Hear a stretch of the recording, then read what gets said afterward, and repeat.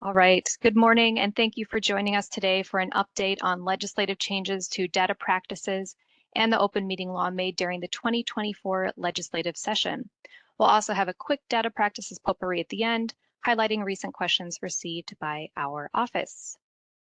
And about our office, the Data Practices Office is a small office in the Department of Administration, and we're a statewide resource on data practices and the open meeting law, both for members of the public as well as government. We perform a variety of functions that are listed here. So if you would like to download a copy of the PowerPoint right now, I'm going to share a file for you to download and save to your computer. A pop-up window will appear, and then you can select the file and download it to your device. So one moment here while I get to sharing the file.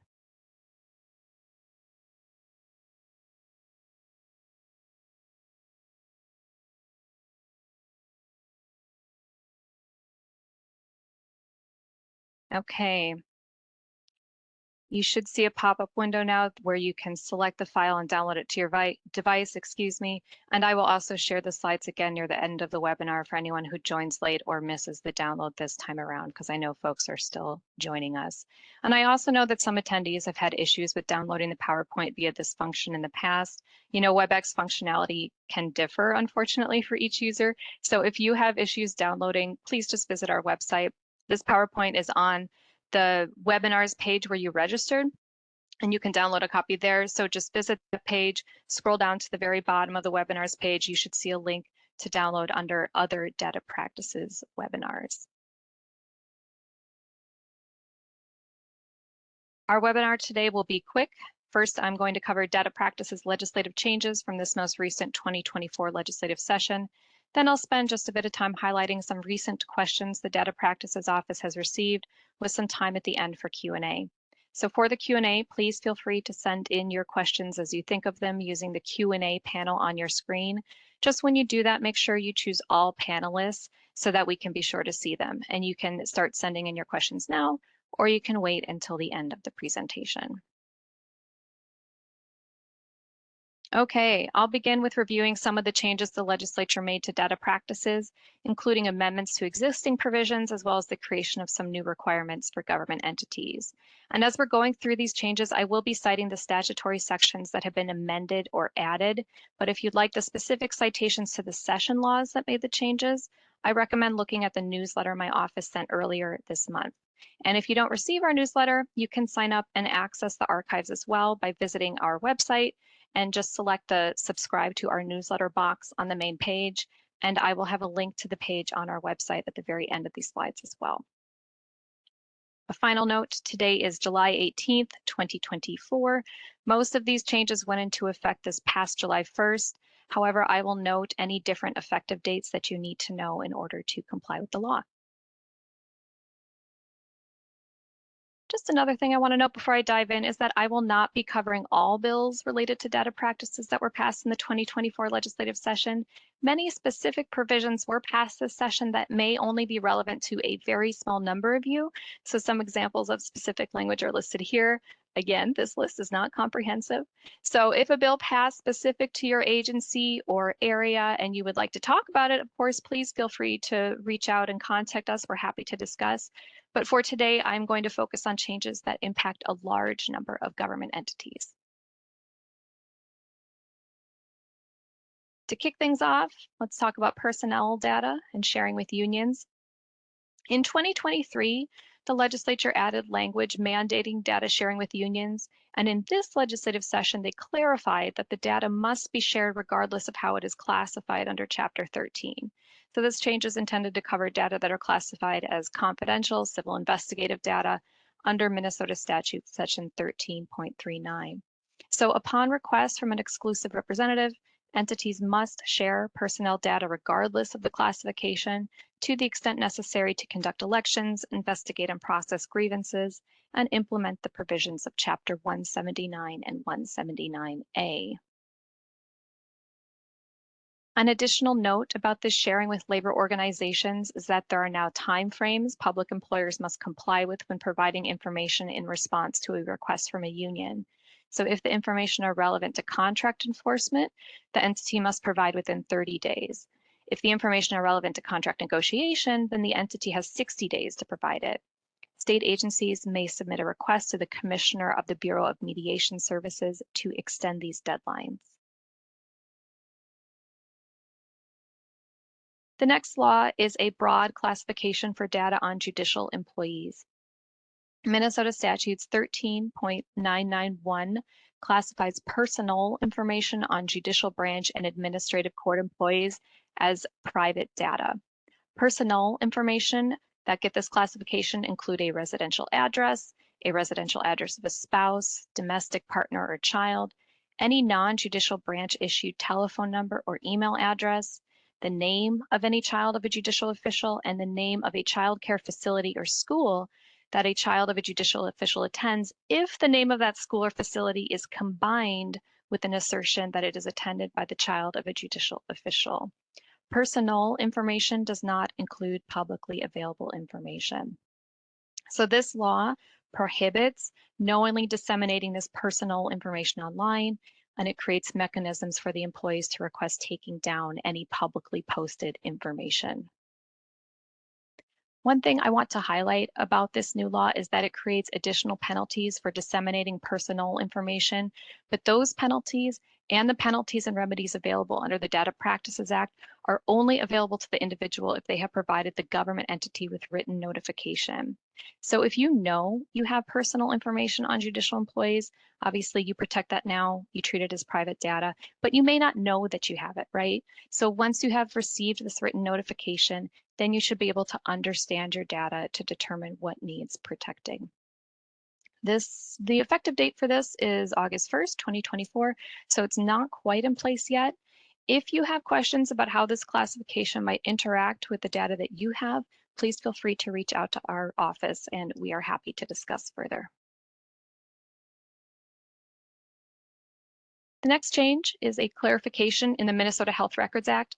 This change clarifies that the Minnesota Health Records Act requires a specific authorization in Minnesota law in order to release patient health records or data.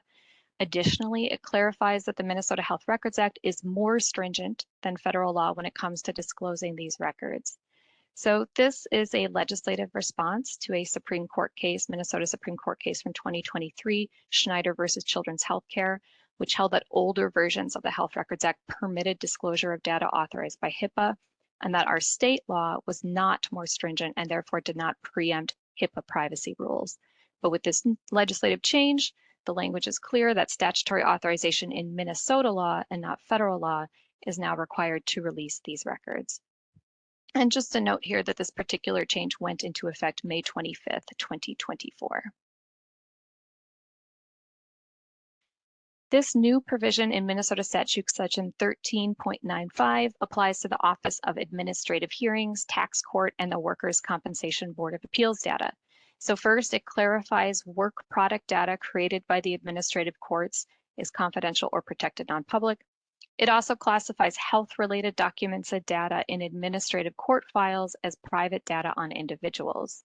So if your entity works with administrative courts and receives court files, you may want to look at this classification if your entity does not have a classification that applies to the files at your entity.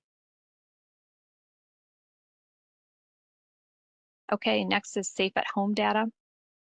There was one small change to the safe at home classification, which is found in Minnesota Statute Section 13.045.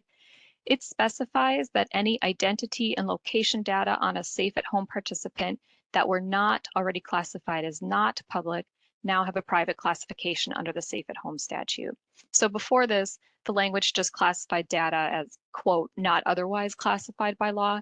So the change clarified that the data covered under this classification are just data not already classified as not public. So if you have confidential data on a participant, for example, those would not get this private classification instead, but just keep the confidential. But if your data are just presumptively public or classified as public by statute, and you get that safe at home notification, then those data would receive a private classification under this statute. And this is a great opportunity for me to plug that back in November, our office partnered with the Safe at Home program to provide a webinar on safe at home and safe at home data. In case you missed it, a link to the recorded webinar is here. Again, you can download these slides with all of these links on our website on the webinar page where you registered. There is a new reporting requirement related to your government data, which applies to a number of agencies that we wanted to highlight. So Minnesota statute section 16E.36 requires public agencies to report cybersecurity incidents to the Minnesota Department of Information and Technology Services, which is better known as MINIT.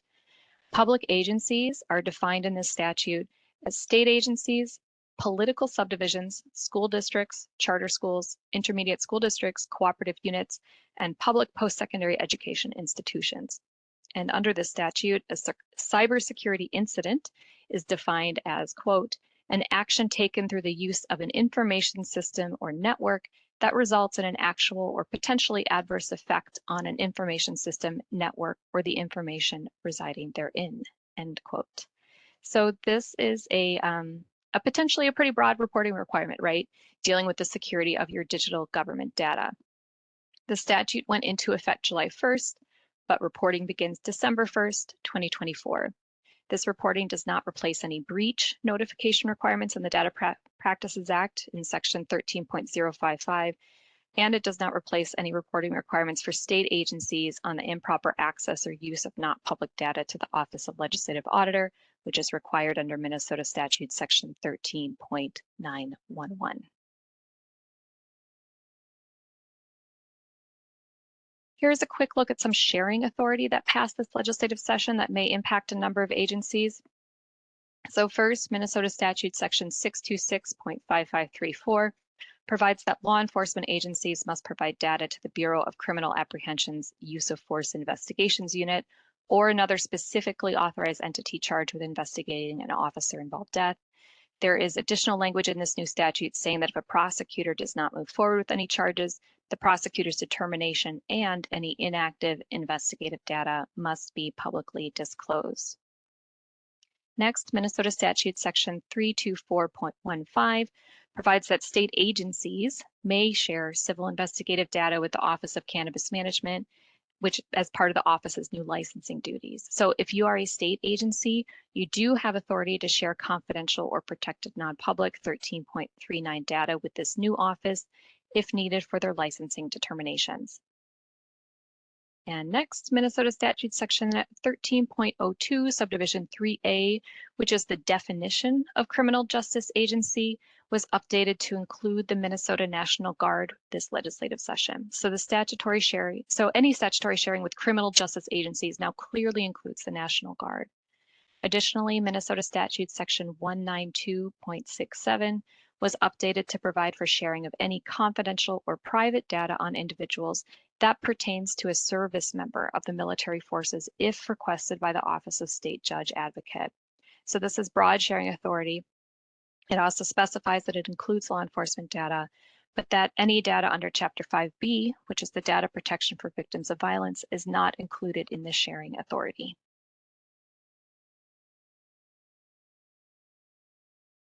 And to end our list of data practices provisions, I did just want to quickly highlight the Minnesota Consumer Data Privacy Act, which is a new law that creates protections and privacy requirements for data on Minnesotans. This law applies to businesses that conduct business in Minnesota that meet certain size thresholds. We did just want to note that this new law does not apply to any government entities as defined in Minnesota statute section 13.02 subdivision 7A. So if the Data Practices Act applies to you, you are not subject to the new requirements of the Consumer Data Privacy Act. Instead, of course, the protections and privacy requirements of the Data Practices Act will apply to you. So far, all I've talked about is data provisions, and that's because there were no substantive changes to the open meeting law passed this legislative session. However, a number of new public bodies were created and made subject to the law. So if you are from one of these new bodies and have questions about the open meeting law requirements, I encourage you to check out our open meeting law webinar that our office provided last winter. The link is here in the slides, which you can download again from our webinar page or go directly to our YouTube page and you can check out other open meeting law trainings there. And of course, if you have questions after watching this or about open meeting law generally, please feel free to reach out to our office and we're happy to discuss. Okay, that's it for legislative changes. So now we can turn to a few questions that the Data Practices Office has received in the past few months that we wanted to highlight for a wider audience. Our first question is about data practices policies. So if an entity has no changes they need to make to their policies, do they have to update them annually? We've included this question because it's a timely reminder, right, that August 1st is just around the corner, and this is the statutory deadline for all entities subject to the Data Practices Act to update their policies. And as a reminder, Section 13.025 of the Data Practices Act requires all government entities to create and maintain policies regarding access to public data, as well as the rights of data subjects. So in other words, your entity needs to have a data access policy for members of the public and a policy describing data access and the rights of data subjects. This law also requires these policies be reviewed and updated by August 1st of each year or at any other times as necessary to reflect changes in staffing or your procedures. If your entity has no changes in its policies from the last year, you should still take a look at your policies, ensure the contact information for all staff listed in the policy is accurate, and then dating when your policy was last checked can help you track these accuracy checks and ensure compliance with this August 1st deadline. So our answer to this question is yes, check your policy annually to make sure it's up to date, even though you may not have any changes. Even if no changes are necessary, please document that the policy was checked to ensure compliance with these Section 13.025 requirements. If you need assistance creating a policy, our website does have sample policies and a guidance worksheet to help you consider, different factors as you update them. You can visit our website, just select the resources menu and you'll find a page with the example policies. And also this time of year is a great time to see if your policies are easily accessible to the public, which is also required by the law. So one of the easiest ways to do this is by posting the policies on your entity's website. So if your entity hasn't posted their access policies online, that is definitely something we would encourage you to do. The next question we have today is whether a government entity can charge another government entity copy cost fees when sharing not public data as authorized by law. So Minnesota statute section 13.03 provides that entities can charge a fee if a member of the public requests public data, and Minnesota statute section 13.04 addresses what fees a government entity may charge if the request is from a data subject. But what happens if you have statutory authority to provide data to another government entity? What can you charge then? The answer is yes, government entities may charge copy costs when providing not public data to another government entity. So section 13.05, subdivision 9, permits a government entity to charge the requesting entity actual costs related to providing not public data. And as a reminder, actual costs can include the cost of media, mailing costs, employee time to prepare copies, costs related to the reproduction of data if you cannot do it yourself, the entity cannot do it itself, as well as costs related to the time to search and retrieve that data, the employee time to search and retrieve that data. Again, if the request is for public data, the entity providing the data may charge copy costs as provided for in section 13.03, subdivision 3. Specifically, they can charge actual costs for providing electronic data or anything over 100 pages, or fewer than 100, the entity would charge 25 cents per page. Just to note that the language in 13.05, subdivision 9, and 13.03 is permissive. So an entity that maintains data, you're not obligated to charge the requesting entity copy costs, but it is an option you may if needed. Our next question is about signatures, not the signatures we have on our email, but personal written signatures, right, that we have on documents like contracts or forms. So here we have a contract with a signature on it. What's the classification of that signature? Can you redact a signature on a document before providing it in response to a request? So in order to redact the signature, you will need to point at a statute that classifies the signature as not public data. And there are no statutes that classify signatures as a whole in the Data Practices Act. So you'll really need to look at that underlying data to determine what the classification of the signature is. So the example I have here involves a contract. Executed contracts are just going to be presumptively public. So in that case, the full contract with the signature would be provided. If your hesitation with providing the contract or providing that signature is due to security concerns, You can consider whether 13.37 and the definition of security information would apply to that signature.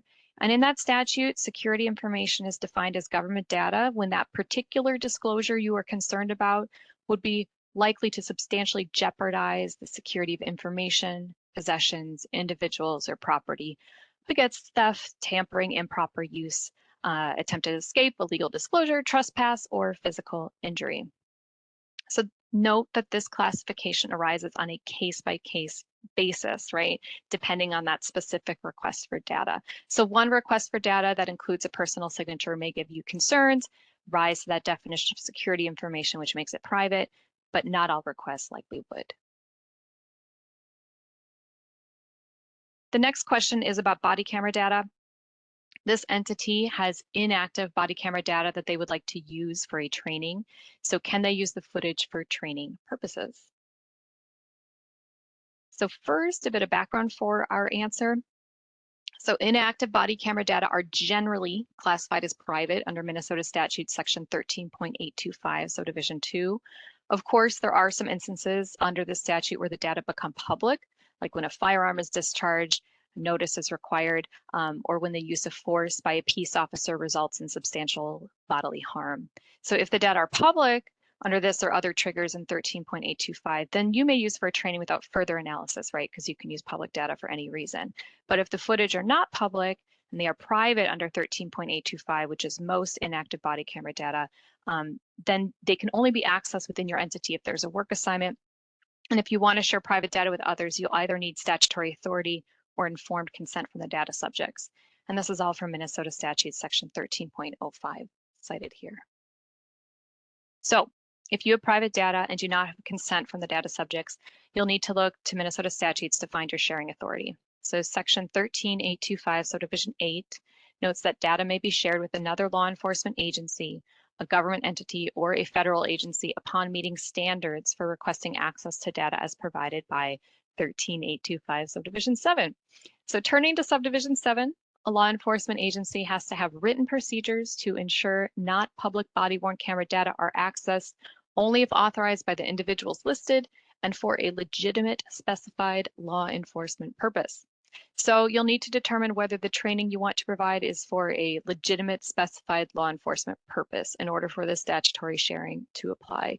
And that will be a decision for you to make based on the circumstances of the training and request. And if the training is internal, not external, then that responsible authority has to determine whether all the individuals attending the training have a work assignment to view the footage, and they still have to follow those procedures of subdivision 7 as well, right? Which require that there be a legitimate specified law enforcement purpose. So again, if they make that determination, then the individuals within the entity may view the data as part of their training. Okay, so those are our questions today, and we're happy to take a look at some of yours. If you want to send in a question and you haven't already, just remember to send them to all panelists so we can be sure to see them. I have a few reminders on this slide. The slide deck is already posted on our website. You can access the recording on our YouTube page. I'll be uploading that in the next day or two. So if you want to go back and see what I said too quickly, you're more than welcome to. I'm also in just a moment here going to put an evaluation in the polling panel. If before you log off, if you could fill that out and let us know how we did, what other topics you'd like to see in the future, that really helps us as we prepare these trainings, and we would really appreciate your feedback. So I will do that in just a moment. And there may be some silence now as my colleague Casey and I go through the questions. So you may not hear us right away, and that's okay. We will start answering questions in just one moment. Yeah, I can start it off here. I've got a handful of questions here that I can just start running through quickly as Ellen is getting the polls set up. And so the first question here, can you share where you can find this presentation on the website? Yep, I dropped the link in the Q&A there, and it's also on the slides. But if you're looking for it on our website, if you go to news and events on the top bar, the blue bar that goes across, and go under events and then webinars, if you go to that registration page at the very bottom, there's some expandable menus there that you can find all of our past webinar trainings and get the slides there. Next question we have is under 13.045, are names of participants now classified as private data. So just one clarification on this process, when it comes to the Safe at Home program, names of participants are not automatically private data under the Safe at Home program. With the Safe at Home program, it really is just an address confidentiality program to begin with. And so if somebody says, hey, I'm in Safe at Home, here's my address, it's going to be a PO box or something similar to that extent that's been provided by the Secretary of State. You as a government entity are obligated to, use that mailing address going forward.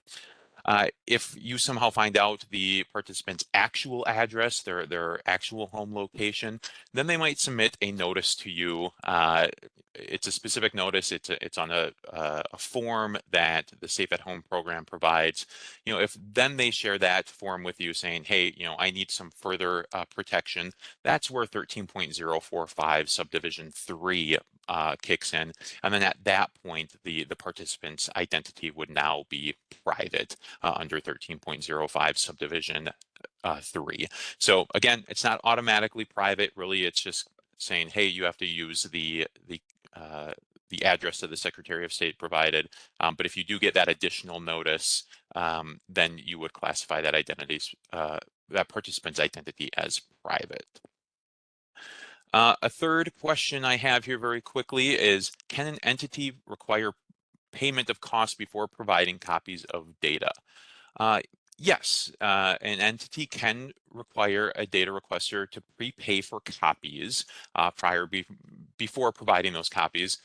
Just some things to keep in mind there. You do need to estimate those costs, and let's say you overestimate those, you'd certainly want to have a process in place in order to refund the requester any sort of extra fees that maybe weren't considered in that prepayment. Another thing that I've seen entities do is maybe if it's going to be a large request that requires a lot of copy costs, prepaying a portion. If it's going to be, let's say, $100, requiring someone to pay $20 as a prepayment, kind of a down payment, and then assessing the applicable costs after that once somebody picks up the data. So that might be another process. One tip here, if you are going to require prepayment of costs, that's something that you'd certainly want to put into your data access policies for members of the public or for data subjects. That would certainly be helpful to have that information in there so they're not surprised that they're going to be charged prior to actually receiving the data or upon submitting that request. But yes, prepayment of copies is permissible. Thanks, Casey. All right, I have a couple questions here.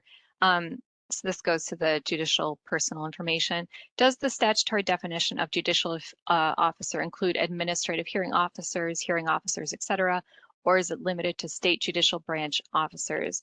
Good question. Some versions of this this bill were just limited to the state judicial branch, but the version that passed is broadened to include state administrative courts of state judicial employees or executive branch, judicial employees. So it's worth going to the definition and checking out some of the clarifications in terms of what is personal information of this broadened definition of what is a judicial official is more specific to the judicial branch though. So we're still taking a look at that and figuring it out. But yes, it may cover administrative hearing employees as well.